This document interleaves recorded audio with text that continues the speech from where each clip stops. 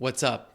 I'm Shaheen, investor and realtor in Nashville. I've got a handful of properties that have helped create a lot of wealth for me and my family over the past 10 years, and I want to help you recreate that same success. So I'm giving away all the tips and tricks that I know, and starting with the number one HOLD Analysis Spreadsheet. That's what we're covering today.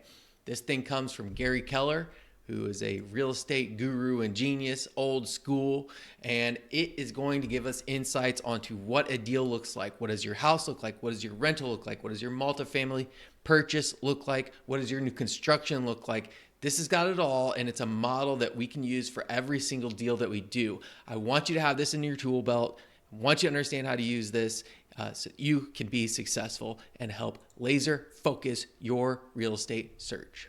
Let's dive in. At the top here, we've got a name for our project. Then we have the purchasing financials, a quick look at that. Then there's a section for income. Then you've got your expenses here. Then you have your bottom line numbers, your operating income, your cash flow, what that might look like. And then here's the juice at the bottom. This is your appreciation or perhaps your rent appreciation. Which feed into some other tabs that show what kind of growth you could expect in the long term and some of the other very interesting financial numbers. There's also a nice tab for interest calculations so you can see your debt pay down here. All right, I've gone ahead and cleared this out, so now we'll work through this together. So maybe we're looking for something in Nashville, a single family residence, something around 600K. That's what they've listed it for. They're listing that high. Come on, they are. They are. And so maybe it's worth fair market 550, but also the market is a little bit on our side. Things are hanging out there for a while. So maybe we offer them something around, 520, and we can get a deal on it. The interest rates today are around 6.8% for the mortgage. So that is a number that you want to include. We're going to put in 20% down on this one.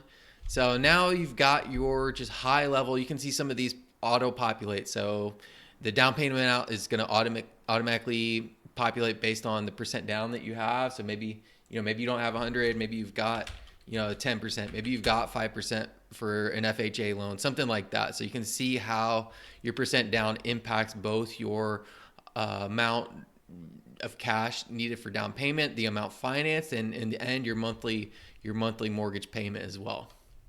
So for now, we're going to put this at 20%, and we'll leave that. I've got in here the length of the mortgage, 30 years. Of course, 15 years. There are other options as well, but 30 is the standard, so we'll leave that in. Next, we're skipping over the rental income, and we're going to dive right into the expenses portion of this spreadsheet. So this is something that is not often talked about. That is the maintenance reserve here. This is super important, and when you're talking to your banker, lender, or whatever, they're not going to mention the maintenance reserve as part of your monthly expense, right? But you got to know it's there no matter if you're buying new or old or whatever. There's going to be maintenance on this thing. Your appliances are going to break. Your roof is going to have a leak or something or other is going to go wrong. The plumbing is going to get backed up, blah, blah, blah. Bottom line, you want to have something budgeted in here for maintenance. So what I use as my rule of thumb is 1% of the fair market value. So this is an equation that I just leave populated in this spreadsheet, and it's going to spit out, this value for us. And then this breaks it down into our monthly maintenance reserve cost so that you can get a good idea of what the monthly expenses are. There's a similar field for utilities. I don't use that. I feel like that could be useful, especially for some of these houses that are selling super energy efficient homes, or maybe you get something that's not very energy efficient. So we've got an older home that really, like the air, when we turn on the heat in winter, we're just heating the neighborhood. It's not even heating the house, right? So that could be a useful piece for utilities. Skip over it for now though. Property taxes. You're going to want to get this in there as well. It's going to hit your monthly expenses. So typically what you'll do is find your tax rate in your neighborhood, in your city, and multiply that by we'll use the fair market value of the house. It may be plus or minus the actual assessed value. But for this exercise, we'll use the fair market value. In Nashville, its tax rate is 3 to 5%, I think, in my area. And then the way that works is they actually they only charge you taxes on 25% of the property. That's wacky, but awesome for me, right? So in this, we've got the fair market value times the tax rate times their only charges a quarter of it. So here's our property taxes for the month. Insurance, you're going to get something in there as well. The best way to estimate that will be through talking through your insurance agent and a couple of insurance agents, or requesting online. You can also Google just to get an idea to get started. You want to get something in here. So I'm going to use 2,600. I'll use 2,800 for this example, kind of keep it a little bit pessimistic. PMI is another super important one. If your percent down is less than 20%, you're going to have to add in a number here for your PMI, so an additional cost there, but we'll skip over that for the moment. So now we've got our total expenses, and we've got our mortgage and our total expenses. And what do you know? It's actually $1,000 more than just the mortgage amount. So if you think going into owning a home or something, it's going to cost me $2,700 a month, I could rent something maybe for $2,800, so it seems like I'm getting it for less. Well, actually, you got to consider these other categories as well. And all right, reality check. Sorry. All right, now we're starting to see the bottom line numbers. And in this scenario, the way that I like to think about it is that I'm paying myself rent. So I'll actually create an account for this home, a bank account for this home, to treat the home like a business. You can see how it's performing, and then I will pay myself rent to that account, right? I'll pay it to the house. So in this case, you can see with the mortgage and the monthly expenses, we're going to have a rent of $3,800. So that's what it's going to cost me to own this home, right? That's what it's going to cost me to live in this home. I'm going to pay myself rent. So the maintenance reserve is very cool because as part of your rent now, you're paying towards that maintenance reserve. It's going to go into an account for that house. And then what happens? My washing machine breaks. Darn it.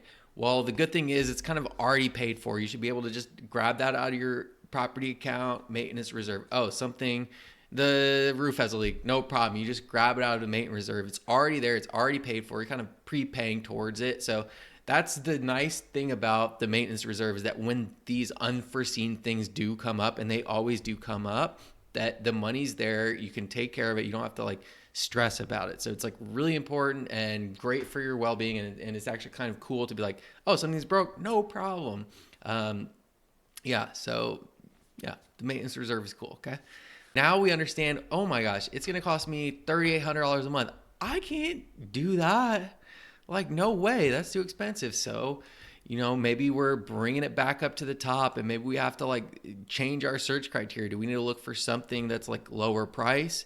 Do we need to find something where we can get a roommate in here? So maybe the roommate's got, $1,600, and then we're paying $2,200, something like that, So then you can start to think about, all right, does a roommate make sense? Is this a situation that I can house hack? I can rent out part of the house for somebody else. Can I generate some short-term rental income? What can I do to make this whole financial model make sense for myself, make this property work, make the property work for me, right?